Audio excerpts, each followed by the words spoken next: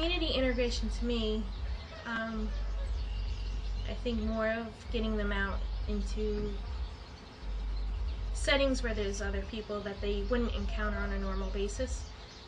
Parks, the grocery store, schools, daycare. Taking a child out into the community. With autism, each child is different. I wouldn't suggest taking them out right in the beginning. Get to know the kid and observe his behavior.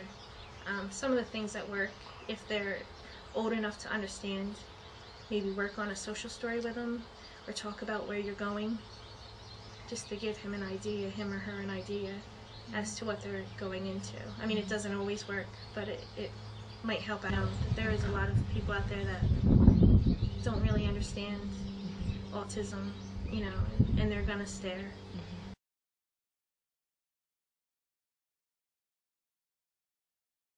The twins, I cannot take them out by myself.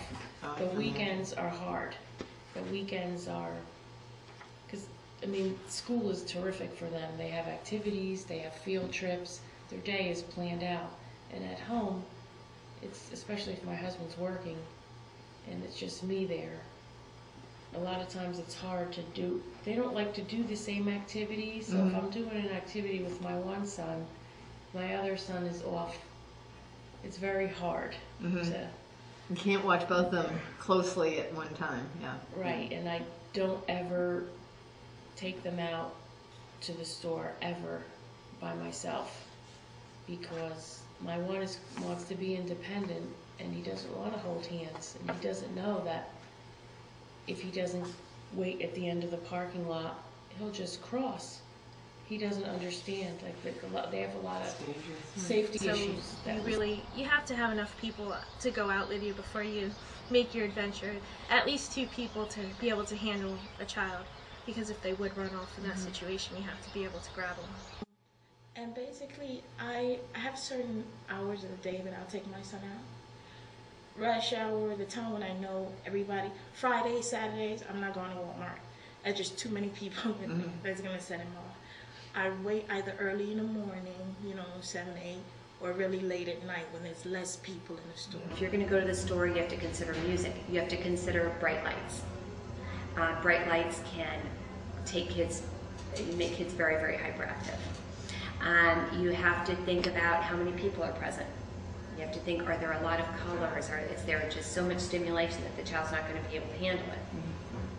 So you have to go out to these different places, determine what's going to be a problem, and then provide an accommodation for that. I would say practice with people who are going to be the most accepting of your attempts to do this. So if you have, let's say the parent has a best friend who lives nearby and they're willing to let you do a trial, try this in friendly territory first. And I think you need to first... Would you have you like going out or visiting or going to someone's house to visit. Okay. Someone that you know, because in the first place, it's extremely stressful for the parents of autistic children to do this. It's not just difficult for the kids, it's difficult for the parents. Because the parents want the child to be accepted. And the parents are keenly aware of all the odd behaviors that children with autism have. So they're very stressed, they're very concerned about what people are going to be thinking about their child. It's very painful. So of course that increases their anxiety level. The kids, the autistic kids, will completely pick up on the anxiety level. So that right there makes it more difficult. But a lot of people just don't understand it. So when the child has a temper tantrum in the store, parents get frustrated.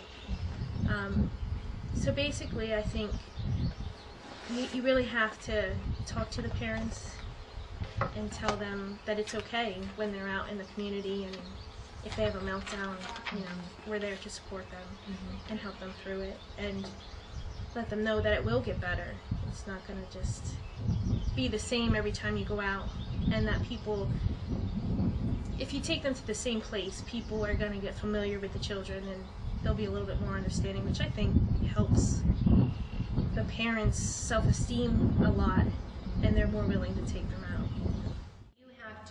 what you have to do is you have to be able to determine if it's a sensory problem first. And if it isn't, if it's truly a behavior, then of course you address it behaviorally. But you have to really get to know that child and see what is difficult for that child, and then try to accommodate that, and then seek treatment for it. So once again, it's best in a situation like that to take the client into a setting that she's or he is most comfortable in, and take them there often, so the people that work there or are common people in the area get to know that person, and then they realize.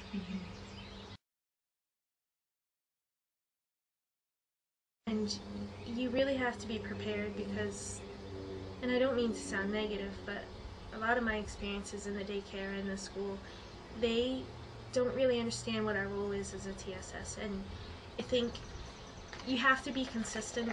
You have to be able to talk to your BSC if there's a problem where you think that it's not your responsibility and it's the teacher's responsibility. You know, you have to be able to, and not necessarily the TSS, but if you're not comfortable going up and saying something, that you go to the BSC and try and work it out. I've had a lot of problems in the school where they just think that you're there to basically tutor the kids, you know, oh, here, go back and sit in the corner and do his math lesson with them, you know, and that's not really our responsibility.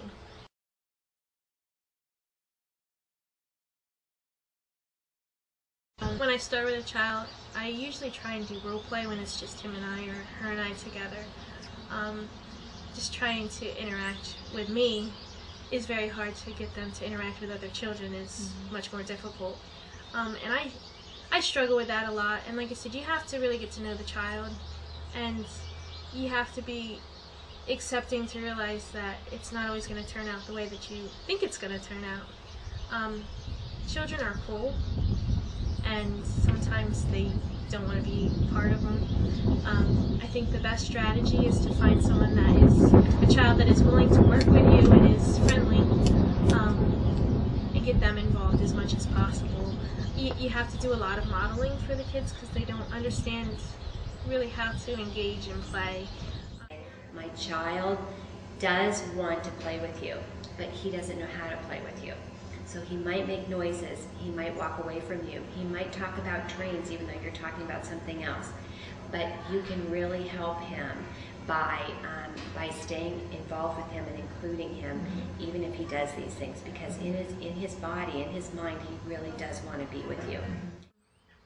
Getting them to socialize at a park. I use basically modeling with them and trying to talk them through it. And getting the parents involved with that is a great thing because you don't want to just walk up to some kids if mom and dad aren't comfortable with them. You know. And having, if you know some of the kids, it's good to get them to come up and try talking to them. Sit down there, to get down where they are. If they're on a swing set or sitting on top of a slide, go up there, go swing, get down on the floor and play. And I have worked with some people in the past, not so much now, at another organization. They wouldn't do that. And then they wondered why the kid isn't responding. Well, hello, you know, you have to get down on the floor. A lot of TSSs, we wear jeans. Very rarely will you see a person at Youth Advocate in a dress or a skirt because you can't. You cannot. You have to be ready. You've got to have sweats on, the hair back, and ready to roll. You know, you have to be. And if you're playing in a sandbox, you get dirty, so what? You have to be there. And that's getting into their world, getting where they are. And who cares if so-and-so down there just like, oh my, look what they're, so what? And you'll get that. You will. And people will look at you, they'll be strange, what is she doing? Well, you're doing the right thing.